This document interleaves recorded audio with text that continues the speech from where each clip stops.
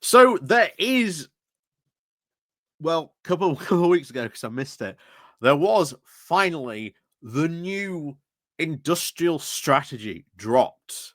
Finally, after all this time, it dropped. And bear in mind, this is the first time in a long, long time that we had such an industrial strategy. And you really do need one, because it basically says to government and to businesses, this is the direction the government is going to go. This is what we are going to invest in. This is what we are going to fund. And then businesses can go, excellent.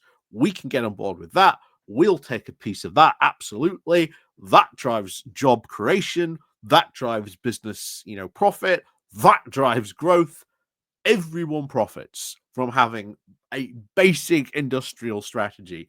It is not rocket science. It is like having a business plan, or, planning for a project. You don't just tip up and just go, right, growth.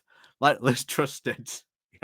You've got to actually have a strategy. And one of the things, actually, interesting things they did in this strategy was they looked at previous economic strategy ideas, not only carried out by the last Conservative government, because they look at the Northern Powerhouse idea, we'll get into covering that in a moment, but they also look at Labour's past economic, industrial strategy ideas. Did they work? Were they successful? Because it says we've got to look at what's worked, what hasn't worked, so that we don't make something that we already made in the past that we know didn't work. So that, honestly, is, I think, highly commendable of Jonathan Reynolds and their department to do. Now, of course, what comes next is how they intend to follow through on the industrial strategy. Bear in mind, remember, we had the leveling up white paper, which, well, they didn't follow through on. So this is now certainly an opportunity for Labour really to show, yeah, we are the, good on the economy. We are good at investing in these areas. And certainly they make a very key issue of highlighting in this about regional inequality, and that they want to sort of make these regions a lot more fair. So we're going to go over to the Yorkshire bylines, because they covered this. And they covered it sort of in sort of the different sections about what it covers. So that's exactly what I'm going to sort of want to do as well. So we're going to have a look at what they sort of covered on this and what was said in the new industrial strategy, because again, I think it's important to sort of cover. So before we do go jumping into this, please do remember to click on the like, share, and subscribe button. And of course, as always, there's the Patreon page down below. There's the Buy Me Coffee link where you can buy me coffee, the YouTube thank you button. And of course, as always, there is the Pony Club down below as well. So let's crack on then to Yorkshire bylines and have a look. So Britain's new industrial strategy.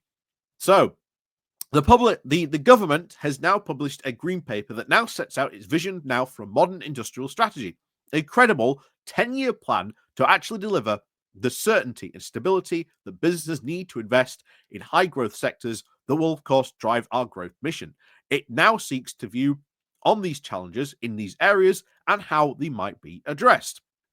So the UK government's newly proposed industrial strategy lays out a very ambitious long-term vision for driving growth and revitalizing deprived regions. Again, that's the most important thing here, because it's not just, here's the UK, these are the sectors we want to go in. It's no, here's the UK, here's the sectors we want to invest in, and here's the regions we most believe can help drive this growth.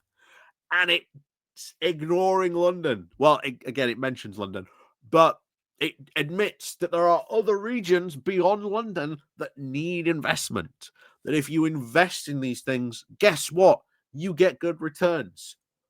I've said before, if the Tories actually went through with the Northern Powerhouse idea and properly invested in the North, it would have actually turned out to be pretty good, but they never fulfilled it. They never went through with it. That's why I had absolutely no faith in Boris Johnson going through and fulfilling the levelling up promises, because the exact same thing that happened to the Northern Powerhouse happened to, you know, levelling up.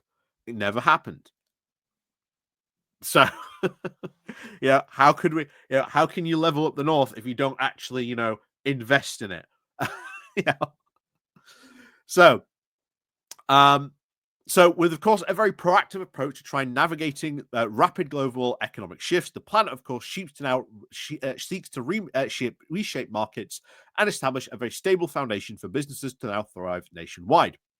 Far from merely a response to economic challenges, this strategy does represent a very carefully crafted effort of the position in Britain's as a world leader in some key industries, generally now in high quality jobs, and of course, boosting productivity. So, what, of course, did they say about this? So, this 10-year action plan framed around Britain's very unique strengths. Again, great that they are focusing on that, because it is exactly what you need to do. Focus on your strengths. Is, of course, scheduled to provide a very stable environment that attracts investment in these high growth sectors, establishing statutory industrial strategy councils, and, of course, expected to ensure that policy consistency. This is an essential element that businesses now have long been asking for. This council will now oversee the implementation of comprehensive policy addressing skills, research and development, international recruitment, energy costs, infrastructure, and regulatory frameworks, all which are, of course, very vital to encouraging investment and stimulating growth. So that is very, very, very good that we're going to have an industrial strategy council, because it will go, hey, government, you said you were going to do this. So can you do this, please? Or we're having problems in this. Can you have a look at, sorting this out? Who sits on this council? That will also probably play an important role as well. But the fact that you do now have one that is now sort of going to look at, problems that all businesses are addressing and look at, implementation, see how it's going, that is good. That is very, very good. It's good to have some oversight in this. So, regional challenges, because this is the big one.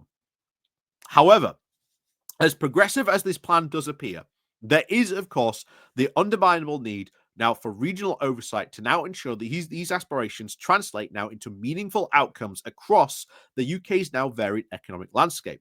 For decades, different decisions from Westminster have now failed to meet regional needs effectively, resulting in persistent economic imbalances between the South and other parts of the country, particularly the North. Without the regionalizational approach, the potential of this industrial strategy to deliver widespread growth will remain compromised. So, again, regional challenges. It does recognize there are, but is it going to fully meet the case for this? Is it going to do this? We'll see. So, this is one thing that needs to be done: tailoring the strategy now to its regional needs, because each region is going to be very, very different. So, local governments, of course, have a very deep understanding of all these challenges in their areas, from infrastructure gaps to talent shortages, making them, of course, well suited now to support growth in ways that build on regional strengths to address strategic needs. So, again, they talk about, empowering the regions, making sure that they have what they need to do. But one of the things is learning from past developments. So they talk about, well, okay, what happened to regional development agencies? This was something that Labour brought in. So RDAs were, of course, established by the last Labour government to drive regional economic growth and, of course, reduce disparities. Each RDA had an authority now and to focus on investment, skills, employment, and sustainable development in its region. RDAs did achieve major success, but were criticised for being very bureaucratic with no local accountability. The government dissolved the RDAs back in 2012, arguing that they were ineffective and too costly. So, bear in mind, they had successes, but they were just too bureaucratic and had no local accountability. Well, I think that's what clearly you need to do.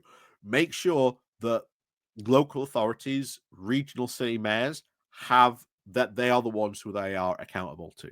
Make sure that they are the ones accountable on that. But when you have things like this, guess what? They work. So what were these replaced with? Well, these were replaced with the local entrepreneurship partnerships, also local enterprise partnerships.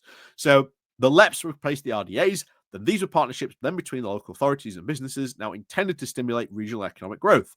The LEPs were, of course, very similar to the RDAs when they were replaced. They were more locally focused and intended to now be more flexible and did have some measures of success. Some even succeeded in supporting local businesses and attracting investments, while others struggled due to now inconsistent funding.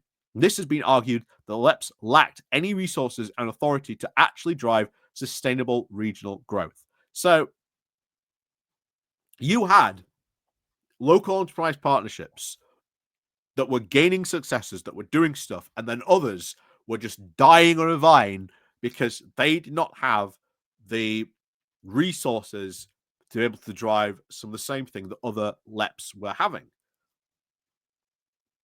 And I guarantee you some LEPs were properly funded, maybe because they were in, well, conservative areas.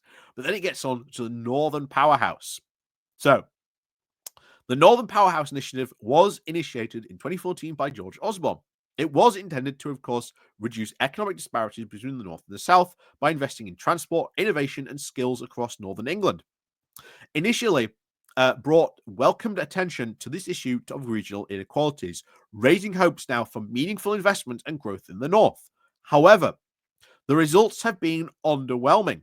According to Andy Burnham, the Mayor of Greater Manchester, rail services in North England have now worsened in the decades since the Northern Powerhouse commenced, highlighting now the continued neglect of transport in the region. Again, something that definitely needs to be addressed. The initiatives also faced huge criticism for influential now funding and failing to deliver substantial transformative outcomes. Cancelling of the HS2 Manchester leg have been another massive setback for Northern aspirations. Initially promoted now as a project to boost the North, HS2 is now primarily directed to focus and funding towards London and to the South, deepening that rather bridging economic divide. Yeah, shock horror. Yeah, we need HS2. We need HS2. We need to get it up to Manchester. We need to get it beyond Birmingham. If we don't, it's going to cause huge transport chaos for decades to come. It's something you need to build wholeheartedly. Wholeheartedly. So there's a lot, of course, to look at. There's a lot to, I think, break down. I need to go through and read this myself at some point. I just haven't had a chance yet. But like I say, 'tis the Christmas season. Maybe I will get a chance at some point during the Christmas time to have a go at it. Maybe we'll do a live stream where we just read through it at some point. We'll see what happens. But again, I think a lot of interesting stuff coming from this. Some interesting ideas. Some, of course, acknowledgement of like what has happened in the past. What were these successful in doing? What did they achieve? How can we learn from those successes? And of course, where were the failures? You know, we don't want to replicate some of these failures. Most of it, you'll notice, funding definitely something needs to be addressed. But it isn't just about, of course, business growth as well. It is about infrastructure as well, transport infrastructure, especially in the North. Massive problem. That's why there's big talk about sort of getting trams up in Leeds. That will be a big boost for Leeds if it finally happens, because I know Leeds has been talked about having trams for years, but something that would be very, very good if you can bring back trams to Leeds. That would sort out a lot of transport stuff as well. But as always, let me know what you think to some of this stuff. I think this is a good direction, quite frankly, to go in. But we'll see what happens, as always, because, like I say, now you've got the report, now got to act on it. And that's where the proof comes in the pudding for this stuff, actually going forward on this. So, as we all remember, the infamous leveling up report as well, where the first two chapters were like, oh my God, what is the Conservative doing and actually admitting on this? And then you got to the Treasury part where Rishi Sunak was there and he's going, well, I know you said you needed this amount of money, but I'm only going to give you like maybe a quarter of what you're asking for. So we'll see what happens when it comes time. However, like I said before, new government, new way of doing things, and definitely a government that does want to drive investment or does want to invest in these things. So, like I say, big point now is them actually doing the investment, actually doing the stuff on it. So we'll see what happens. But Again, I am very hopeful on a lot of this fun stuff. So, like I say, that will be very, very good if it does happen. So, as always, thank you very much for watching. Of course, please do remember to check out the links down below. Click the like, click the share button. And of course, as always, we'll see you all next time.